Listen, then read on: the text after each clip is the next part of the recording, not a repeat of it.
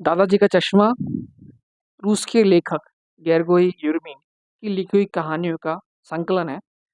और ये हमें हमारे बड़े बूढ़ों की जो एक स्पेशलिटी होती है, जो बच्चों से बहुत प्यार करते हैं और और उन्हें अपनी ज़िंदगी के जो एक्सपीरियंस होते हैं वो शेयर करते हैं, ताकि हम जो है असली रास्ते पे चलें और कोई गलतियाँ ना करें और उनकी ज़िंदगी से काफ़ी कुछ सीखें। तो दादाजी का चश्मा कहानियों का जो है, उसमें कैसे आप भी अपने बचपन में जा सकते हैं या अपने बच्चों के साथ खेल सकते हैं, उसके बारे में बताया गया है। तो चलिए देखते हैं आज दादाजी के चश्मे में क्या गुल खिला है। दादाजी का चश्मा। क्यों, क्यों, क्यों? जब मैं छोटा था, तो मैं आए दिन दादा के कान खाया करता था। बिल्ली म्याऊं-म्याऊं क्यों करती है? हवा क्यों चलती है? क्यों, क्यों, क्यों? मेरे सवाल सुनकर दादा बहुत ही हैरान होते थे और पूछते, "क्या यार तुम हमेशा क्यों, क्यों, क्यों करते रहते हो?" लेकिन मेरी समस्या थी कि मैं खुद नहीं जानता था, क्यों मेरे मुँह से बार-बार क्यों निकलता है। और आज भी यही हुआ। दादा ने कहा, "चश्मा।" मैं फिर से अपनी बात लेके बैठा। "चश्मा क्यों?" दादा बोले, "चश्मा आँखों पर पहनते हैं ना, फ़ारसी में आँखों को चश्म कहते हैं। चश्म से बना चश्मा, मिलते-जुलते शब्द है ना?" उसके बाद दादा ने फिर कहा, "आज हम और तुम्हारे भाई यूरा के स्कूल जाएँगे।" मैंने पूछा, "स्कूल क्यों?" दादा ने कहा, "क्योंकि तुम्हारा भाई फिर से टेस्ट में फ़ेल हो गया, तो हम दोनों स्कूल चल दिए।" उधर दादा उधर दादा स्कूल में अध्यापकों के कमरे में सारे स्कूल टीचर से बात कर रहे थे और मैं चुपके-चुपके क्लासों में झाँक रहा था। एक क्लास में मुझे एक स्टैंड पर एक नली लगी हुई दिखी। एक लोहे का पाइप लगा हुआ दिखा। और मेरे भाई यूरा की टीचर के साथ बातचीत के बाद बहुत ही बहुत ही गुस्से में दादा जब मेरे पास आए, तो मैंने फिर से अपनी क्यों-क्यों लगा दी।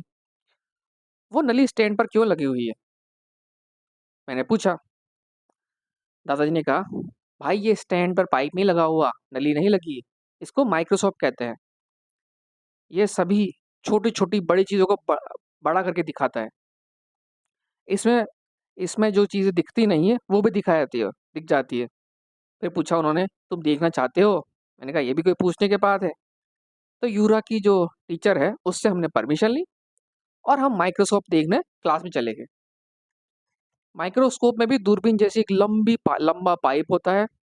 वो पाइप स्टैंड पर लगा होता है और उसकी आँख जो है नीचे की तरफ होती है और एक छोटा-सा प्लेटफ़ॉर्म होता है, जिसके बीचों-बीच एक छेद होता है। इस इस प्लेटफ़ॉर्म के नीचे एक गोल-सा काँच लगा होता है। दादा ने काँच की एक पतली-सी टुकड़ा ढूँढ लिया। दादा ने काँच का एक पतला-सा टुकड़ा ढूँढ लिया। उस पर उन्होंने पास पास में रखी बोतल से पानी की एक बूँद डाली। काँच को प्लेटफ़ॉर्म पर इस तरह रखा रखा कि पानी की एक बूँद उस छेद के हिस्से पर आ गई, उस छेद से दिखने लग गई। फिर फिर वो पाइप के ऊपर आँख लगाकर मिरर को इधर से उधर घुमाने लगे। उस काँच को इधर-उधर घुमाने लगे। मैंने पूछा, "दादाजी आप काँच को क्यों घुमा रहे हैं?"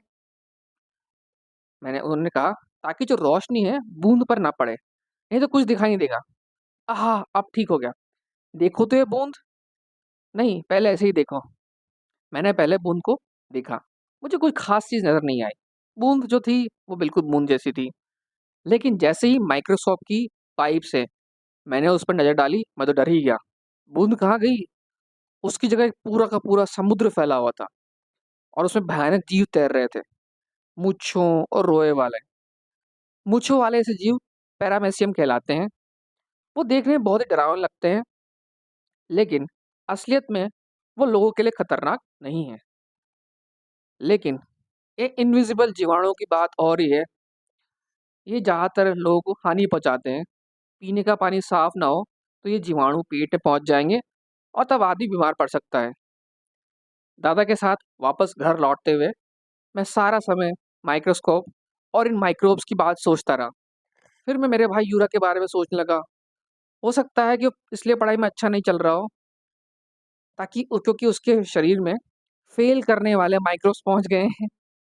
हो सकता है मेरा हवा इसलिए फेल हो रहा है क्योंकि उसकी बॉडी में फेल करने वाले माइक्रोब्स पहुंच गए हैं।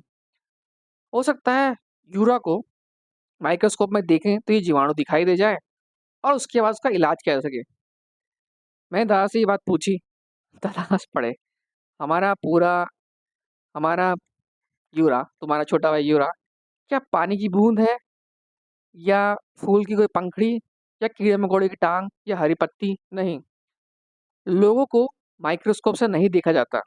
हाँ, यदि यूरा का एक बाल, नाखून, या उसके उंगली में लिए गए खून की बूंद को माइक्रोस्कोप से देखा जाए तो बात दूसरी है। लेकिन ये बात तो बिना माइक्रोस्कोप दिखे बगैर ही स्पष्ट है या क्लियर है कि यूरा के अंदर फेल करने वाले जीवाणु हैं। कोई बात नहीं बेटा, हम उसका इलाज करा देंगे। आपको ये कहानी कैसी लगी, इसके बारे में कमेंट्स और फीडबैक आप मुझे दे सकते हैं, और मैं आपके लिए आगे भी ऐसी कहानियाँ लाता रहूँगा। तब तक के लिए, अगली कहानी तक के लिए, जैसे कि रूस में बोलते हैं, तस्वीर दानिया, पका।